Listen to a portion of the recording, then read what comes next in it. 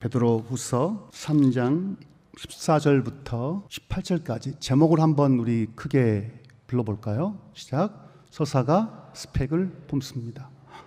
어떤 목사님이 저에게 목사님 너무 어렵지 않아요? 주제가? 그래서 주제가 어렵지 않죠? 자, 교독을 해볼까요?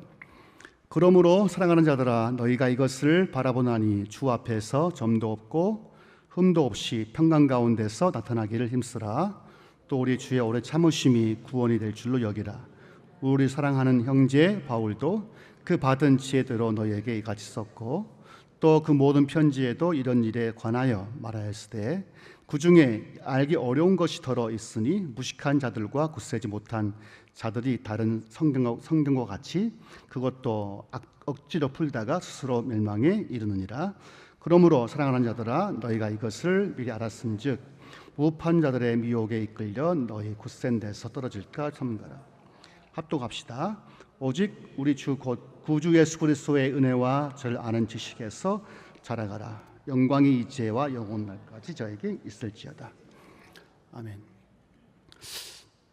질문을 하나 해볼게요. 여러분은 예언자이세요? 아니면 구도자이세요? 어떻습니까? 우리 그리스도인들은 예언자일까요? 계시를 받고 선포하는 예언자일까요? 아니면 여전히 길을 찾고 있는 구원이 뭔지, 은혜가 뭔지, 말씀이 뭔지 찾고 있는 구도자일까요? 목사는 예언자일까요? 아니면 여전히 길을 찾고 있고 묻고 있고 헤매고 있고 찾고 있는 구도자일까요? 1번, 2번? 1번? 네. 저는 2번 같습니다. 저는 이제 예수를 만나고 목사가 되었지만 저는 여전히 길을 찾고 있는 것 같아요. 예수를 모른다는 게 아니라 정말 이게 뭘까? 이게 맞는 걸까? 말씀을 보지만 이 말씀이 정말 내가 잘 풀고 있는 건가? 모르고 있는 건가? 오늘은 제가 이제 말씀을 나눌 때 예언자가 아니라 길을 찾고 있는 입장에서 말씀 나눠보고 싶어요.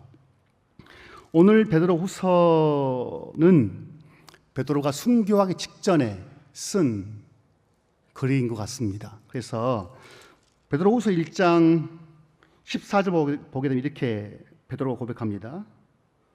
이는 우리 주 예수 그리스도께서 내게 지시하신 것 같이 나도 이 장막을 벗어날 날이 임박한 줄을 압니다.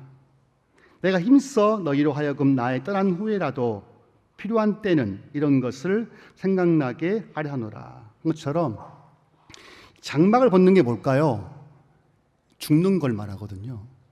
지금 베드로는 후서를 쓸 때 마지막 자기의 죽음을 로마에서 순교하기 직전에 자기 죽음을 이미 임박함을 알고 베드로 후서를 쓴 것 같습니다.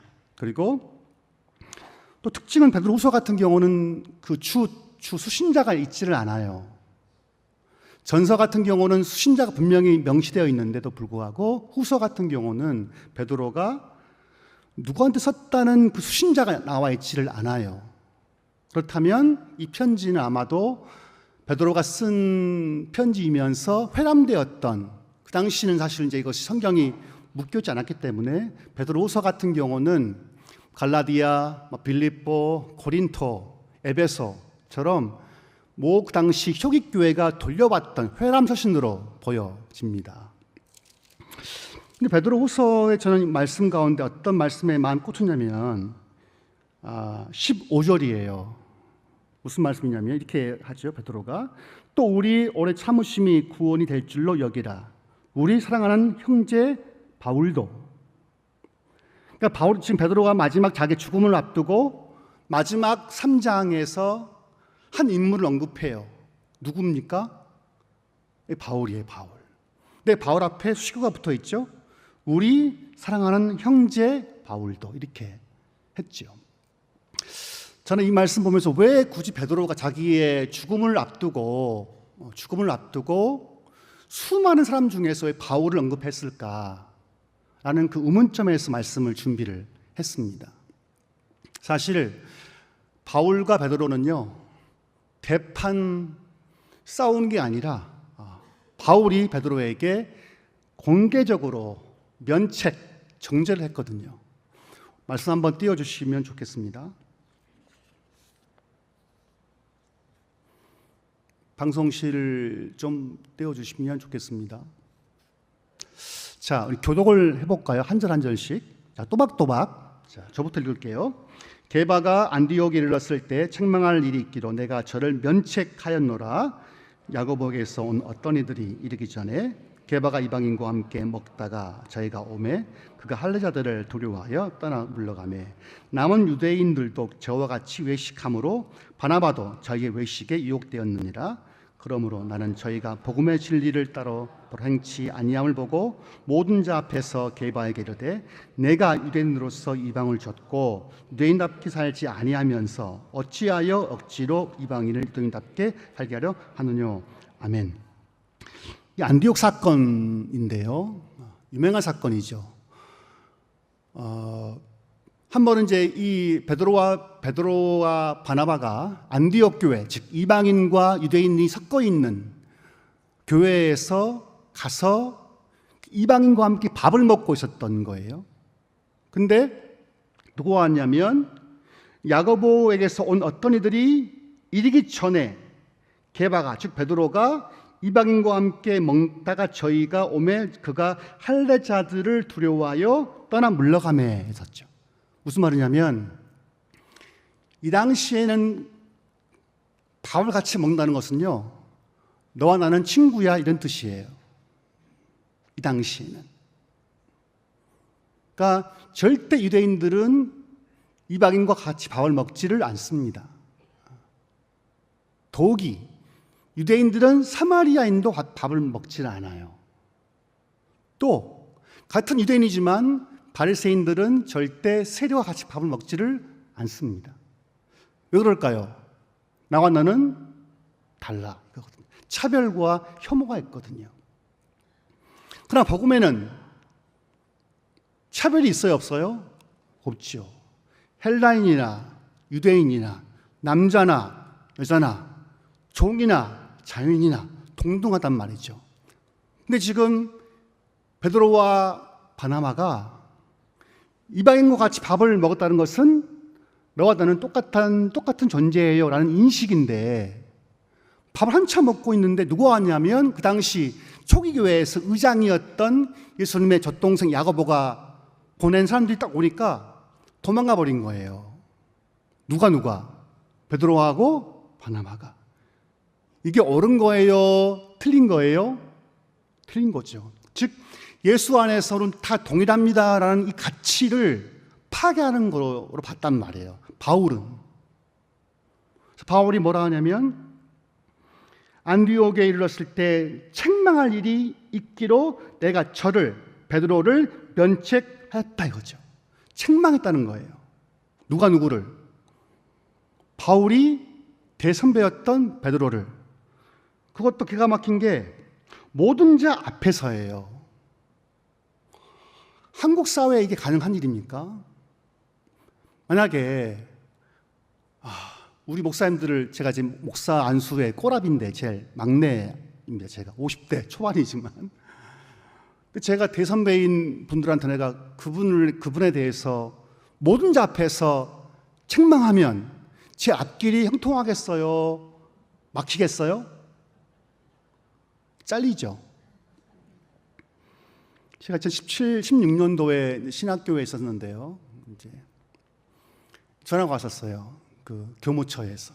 그래서 불러갔더니 거기에 이제 뭐 K2도 여러 가지 있었겠죠. 인물들이 저한테 그분들 하신 말, 왜 백정호 교수는 신학교 강의 때 나를 욕하고 비판하느냐 이렇게 하더라고요. 그래서 강의 들 수 없다 그러더라고요. 내가 뭐라 했겠어요? 주지 마십시오. 안 하겠습니다 했다고요. 그러니까 그때 개혁 전이었지만 그때 이제 우리가 제 입장에서는 제가 윗사람들을 비판하는 글과 강의를 자주 했기 때문에 찍혔죠. 찍혀 불려갔고 결국 그 다음에 강의가 주어지지 않았던 거거든요. 그러니까 한국 사회는 제일 무서운 죄가 뭡니까? 세 글자. 괘씸죄예요. 괘씸죄. 횡령, 바람 이런 게 아니고 한번 찍히면 죽는 거거든요. 근데 지금 바울은 자기 대선배였던 베드로를 향해서 면책, 책망하는 거예요. 또 바나바가 누굽니까? 자기가 예수를 핍박했을 때 예루살렘 교회와 연결시켰던 은인이 바나바 아니겠어요? 지금 바울은 자기에게 대선배였던 베드로와 자기의 은인이었던 바나바를 책망을 하고 있는 거죠. 만약에 우리 입장이라면 어땠을까요? 한참 새끼였던, 한참 아래였던 후배 바울이 나에 대해서 대놓고 모든 앞에서 책망했으면 우리는 봐요, 안 봐요? 우리는 보겠죠. 마음 넓으니까. 맞습니까? 저는 안 봅니다. 저는 한번 딱 지키면 진짜 안 봅니다. 저 같은 스타일은. 이렇게 지금 베드로의 입장이 난처한 거죠. 모든 자 앞에서 대놓고 책망했을 때 베드로의 마음은 어땠을까요? 나 같으면 다시는 안 봐 했을 것 같은데 베드로는 이상하게도 그런 바울을 품는다는 거죠. 그러면 왜 베드로는 이러한 싸가지 없는 이 바울을 품었고 마지막 편지에 우리 사랑하는 형제 바울이라고 했을까 싶으면 베드로의 인생을 쭉 복귀해 보면요, 참 정말 할 일이 많은 게 베드로예요. 제가 그 베드로의 삶을 복기를 해봤었어요.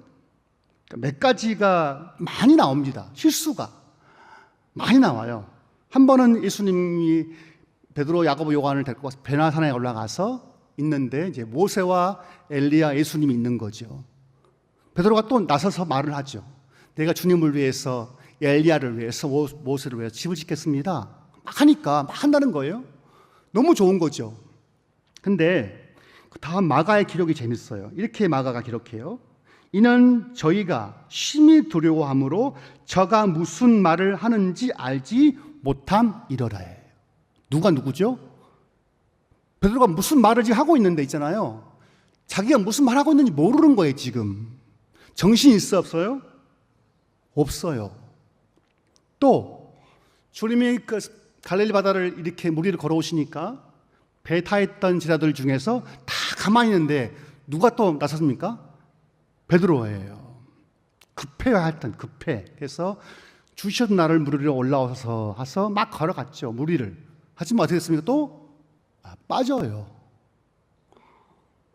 그러니까 베드로는 열정이 있다 보니까 막 앞서 가요. 하지만 또 이게 꼬꾸라지는 게 베드로의 특성이에요. 또 하나 있죠. 가시라 빌립보 지역에서 주님이 너희는 나를 누구로 하느냐 물어봤을 때 누가 답을 줍니까? 베드로예요. 또 역시 완벽한 신앙 고백을 했어요. 주님 앞에서. 다음에는 또 꼬꾸라지죠. 주님 절대 십자가 지시면 안 됩니다 라고 혼내요. 혼낸단 말이에요. 주님이 뭐라 했습니까? 사탄아, 베드로 물러가라. 그러니까 한 사건에서 베드로는 정말 완벽한 신앙 고백과 동시에 바로 사탄의 역사로 빠져버리는 인물로 묘사가 되거든요. 또 있죠. 빌라도 법정에서 예수님 3번 부정했죠. 말은 내가 절대 부인 않겠습니다고 했지만 또 얼마 아니다 또 넘어져요. 베드로가 또 울고. 베드로가 제일 무서워하는 가축이 뭔지 아세요? 닭이에요. 닭. 닭만 보면 베드로 마음은 이렇게 떨리는 거죠.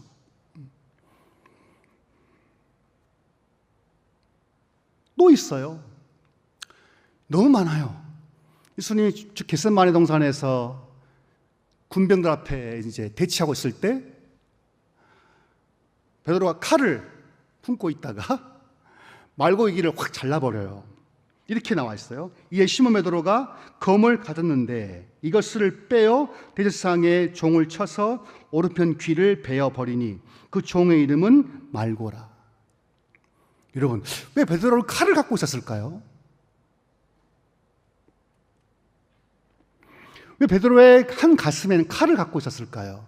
누굴 죽이려고? 이 당시에는 열심당원이 있었는데, 열심당원, 이 사람들은 주후 6세기에 등장한 분파예요. 이들은 칼을 갖고 있어요. 이렇게 단도를, 시칼이라고 해서. 그래서 시칼이 이 칼을 가지고 로마인들을 죽이기도 하고 또 로마에 부역한 이들을 죽이기도 했거든요. 어쩌면 이 베드로는 열심당원일 수도 있지 않을까? 왜? 칼이 있었으니까.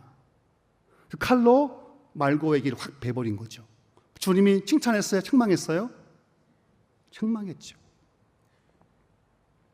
베드로 예수님을 만나고 난 다음에도 수없이 좌절, 실패, 무한, 좌절, 실패, 창피임을 당했던 거죠. 뭐든지 앞에서. 예수님 부활을 받지만 그 다음날 또 뭐하러 갑니까? 고기 잡으러 가요. 누가? 베드로 가요. 마지막으로 보고 싶은 장면은 이거예요. 이제 베드로가 옥에 갇힙니다. 이제 이 헤롯 왕이 야고보를 죽이고 그 다음에 베드로를 잡아서 감옥에 수감시킵니다. 그때 온 교회는 기도하죠. 하나님, 베드로 사도를 빼달라고 기도 열심히 하고 있는데 베드로는 감옥에서 뭐가 있었을까요? 1번 기도와 찬미했다. 2번 잠잤다. 2번이에요. 그러니까 바울과 실라는 빌립보 감옥에서 갇혔을 때 기도와 찬미를 했거든요. 바울과 실라란 이 두 인물은 빌립보에 있을 때, 감옥에 있을 때 잔 게 아니라 기도하고 찬미를 했거든요. 근데 지금 베드로는 어떻게 했냐면 자고 있어요. 어떻게 자고 있냐면 이렇게 설명하고 있어요. 누가가 이렇게 설명했어요. 호련히 주의 사자가 곁에 섬에 옥중의 광채가 조요하며 또 베드로의 옆구리를 쳐 깨워 가로되 급히 일어나라 하니 쇠사슬이 그 손에서 벗어진지라. 천사가 가로되 띠를 띠고 신을 들매라 하거늘 베드로가 그대로 하니 천사가 또 가로되 겉옷을 입고 따라오라 한데 베드로가 나와서 떠나갈새 천사가 왜 하는 것이 참인 줄 알지 못하고 환상을 보는가 하니라. 저는 어릴 때 제가 이제 그 시골에 갔기 때문에 아들이 저밖에 없으니까 큰 집에서 제사를 치른 날이면 엄마가 저를 데리고 가셨어요. 그래서 아버지가 제 앞에 쭉 가고 엄마가 따라가고. 왜 같이 가면 안 돼요? 왜 이렇게 갔을까요? 그때는 아버지는 먼저 쭉 가고 엄마가 강주리에 쓰고 가고 나는 엄마한테 따라오는데 이런 거죠. 제사를 지내면 이제 12시 넘어야 꽃감을 먹을 수 있어요. 12시 넘어야 과일도 먹고 맛있는 거. 저는 자주 이제 자고 있으면 이제 엄마가 깨웁니다. 정호야, 일어나. 이제 그러면 이제 부시하고 이제 먹는 거죠. 딱 이 베드로 모습 보거든 그 모습을 보게 돼요. 정신이 없어요. 정신이 없어요. 옆구리를 쳐도 지금 베드로가 얼마 아팠겠어요. 얼마 깊이 잤으면 쳐서 깨워요. 그리고 이렇게 말해. 급히 일어나라 하니 막 일어났어요. 또 말해요. 띠를 띠고 신을 신어. 우리 같으면 한 번 딱 쳤으면 감각이 있으니까 빨리 옷 입고 가면 좋은데 정신이 없어요. 그러니까 깨워서 일어났어요. 또 말을 해요. 천사가 지시를 해요. 띠를 띠고 신 신어. 또 막 신었어요. 또 말을 해요. 겉옷을 입어 따라와. 세 마디를 한단 말이에요. 우리 어른 같으면 한 마디 하면 되겠죠. 애야 일어나가면. 근데 이 베드로는 지금 자고 있어요. 그리고 정신이 없어요. 결국 바울을 베드로 시켰던 간수는 다 죽임을 당하고 말아요. 이렇게 다시 이 베드로는 부활 전에도 실수를 계속 반복을 했고 부활 이후에도 실수가 너무너무 또 많아요. 심지어 갈라디아 교회에서 또 실수를 또 한단 말이죠. 그래서 한참 후배였던 바울에게 책망을 들어요. 베드로는요, 한마디로 서사가 너무나 많아요. 그것도 안 좋은 이야기가 너무 많다는 거예요. 반면에 바울은요, 실수를 찾아보기가 쉽지 않아요. 완벽한 사람이에요. 바울은요, 자신 신분을 이렇게 고백을 해요. 우리 본문 한번 띄워주실까요? 방송실. 고맙습니다. 방송실. 빌립보서 한번 띄워줘 볼까요? 자, 우리 교독해봅시다. 교독. 그러나 나도 육체를 신뢰할 만하니 만일 누구든지 나는 다른 이가 육체를 신뢰한 것이 있는 줄로 생각하면 나도 더욱 그러하리니 내가 8일 만에 할례를 받고 이스라엘 족속이요 베냐민의 지파요 히브리인의 중 히브리인이요 율법으로는 바리새인이요 열심으로는 교회를 핍박하고 율법으로는 흠이 없는 자로다. 여기에 보게 된 바울은 단 일말에 자신의 신분에 대해서 자신의 위치에 대해서 부끄러워하지 않아요. 이 느낌 어때요? 자랑이에요? 부끄러움이에요? 자랑인 거죠. 자신을 굉장히 신뢰한 것이 바울이었어요.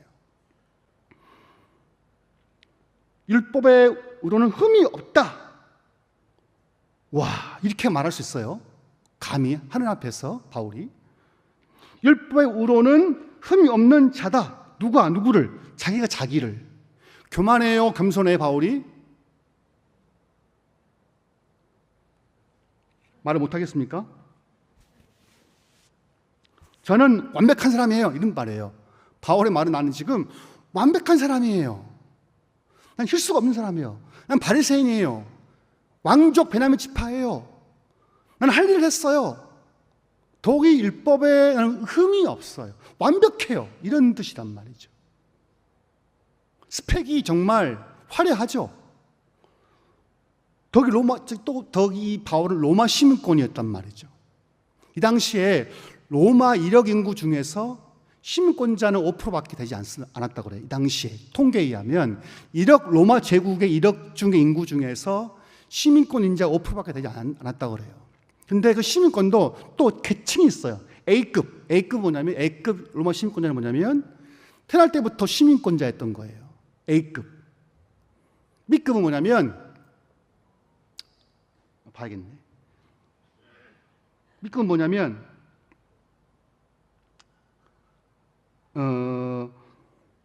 그러니까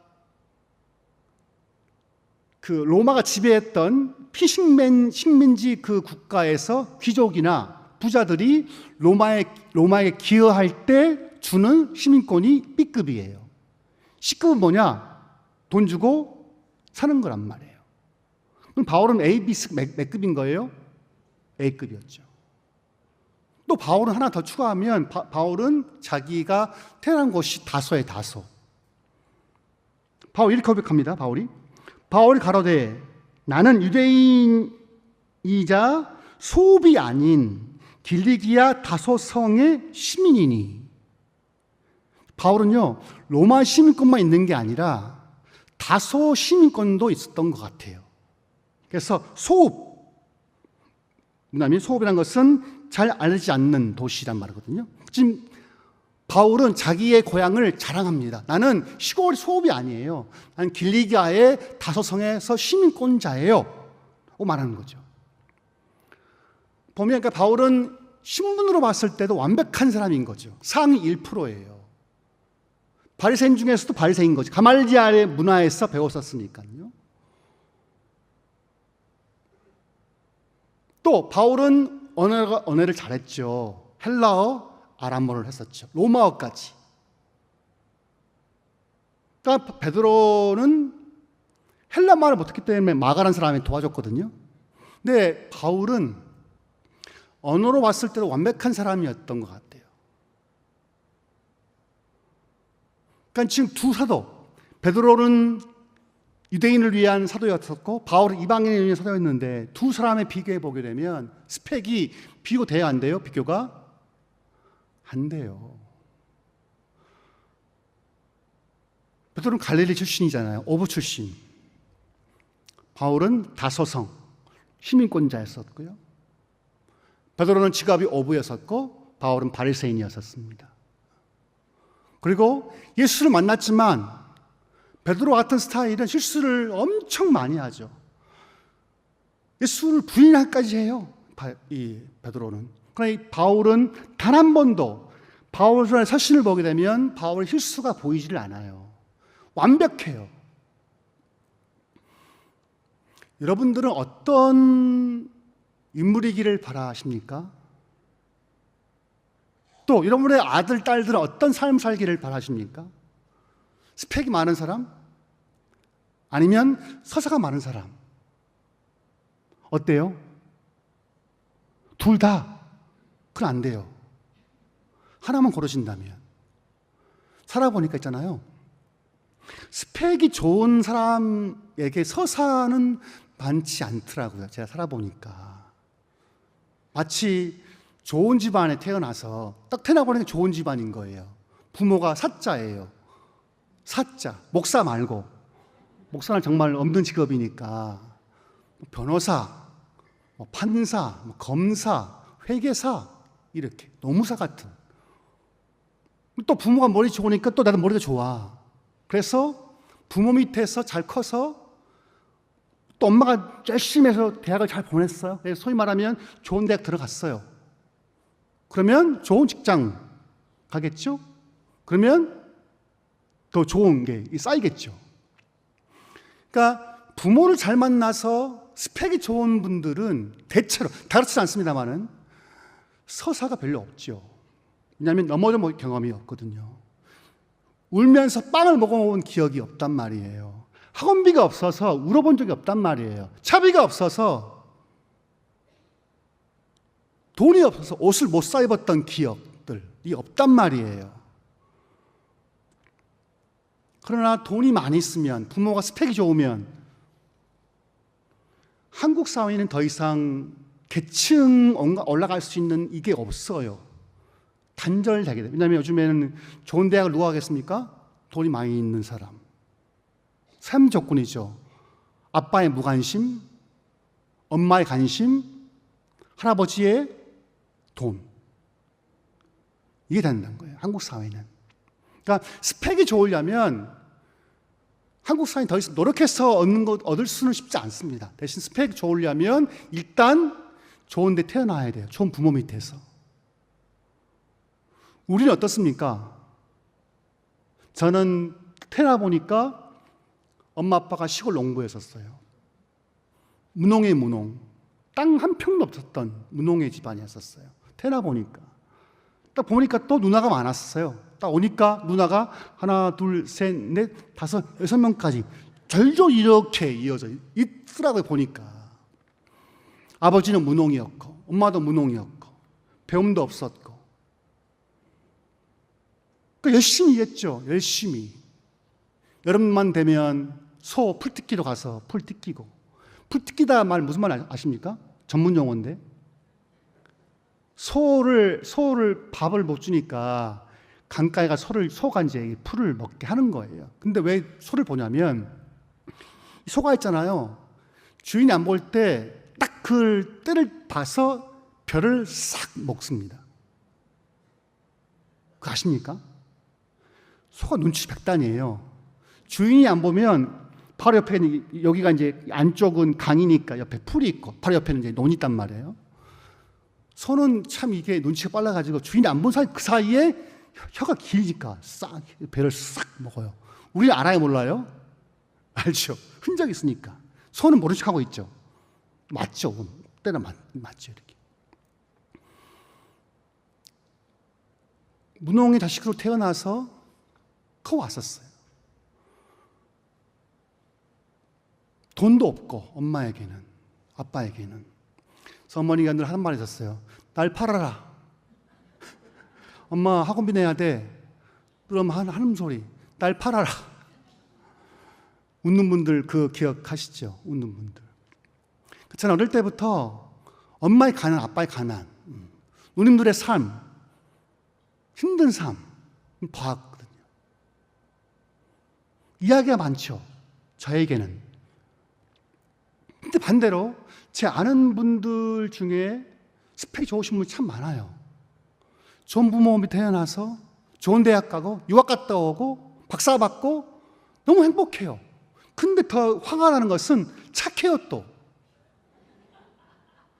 착해요. 믿음도 좋아요. 그럼 좌절하죠. 하나라도 없으면 좋은데 완벽한 거예요. 돈도 많고 믿음도 좋아.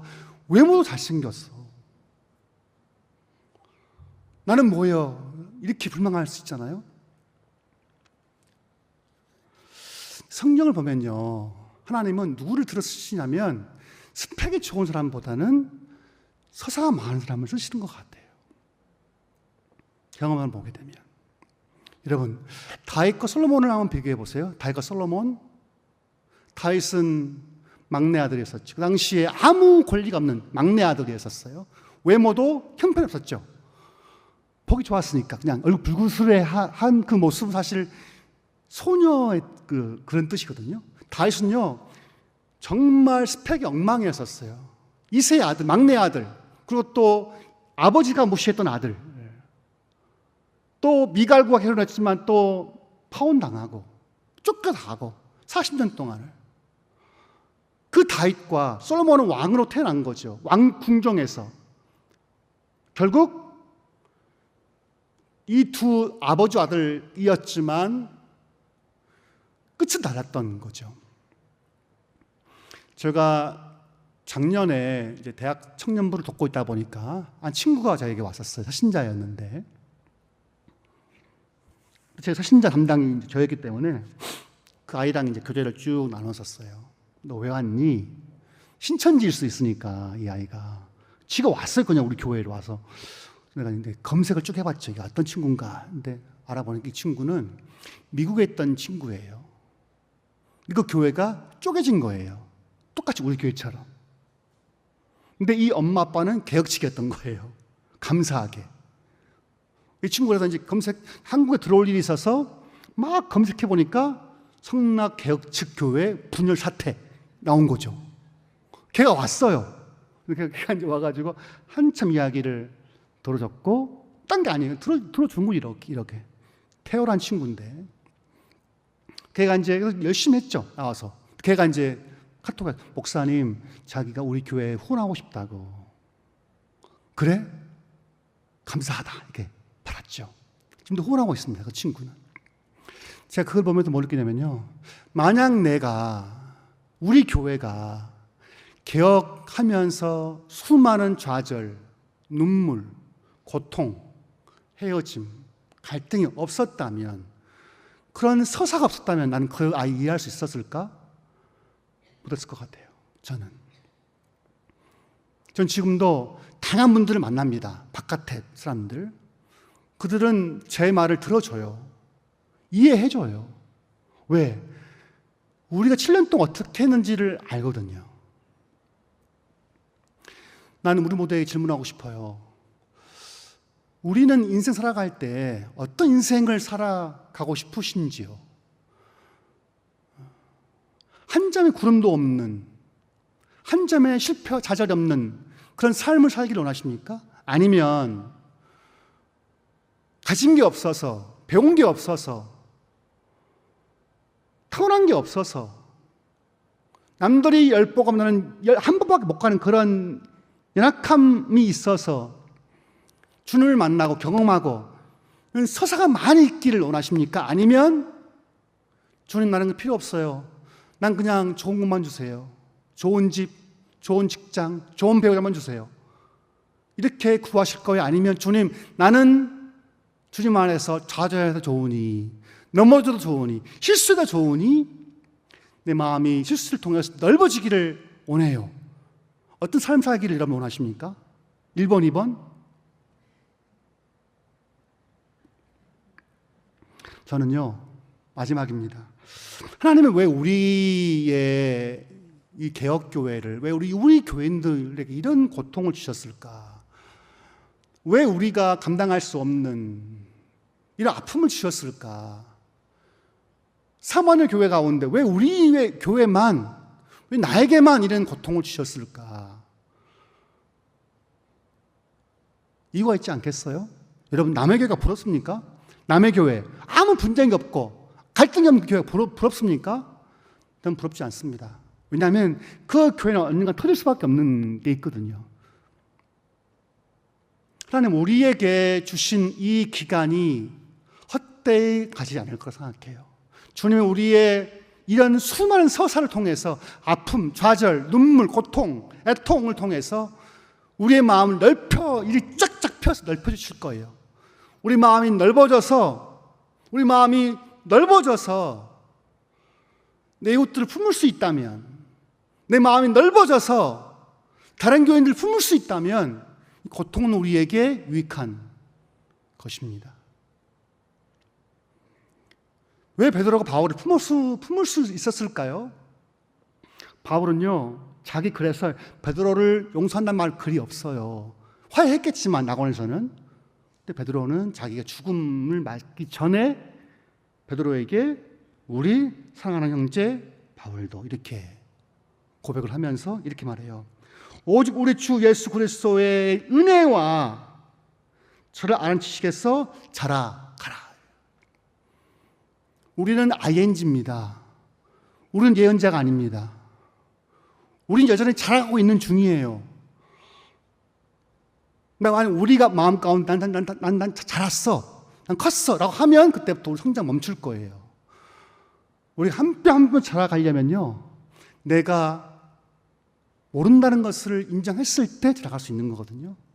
여기 모신 모든 우리 개혁교 성도들에게 스펙도 좋지만 스펙을 품을 수 있는 서사가 많았으면 좋겠고, 그래서 우리가 타 지체를 넓은 마음으로 품었으면 좋겠습니다. 같이 기도를 좀 해볼까요? 주님, 내게 고통과 혼란과 좌절이 응어리로 남지 않게 하시고 이걸 승화시켜 주셔서 정금처럼 나올 수 있는 마음을 주옵소서. 또 내 고통을 넘어서서 타인의 아픔을 볼 수 있는 능력을 주옵소서. 같이 기도하겠습니다. 하느님 아버지,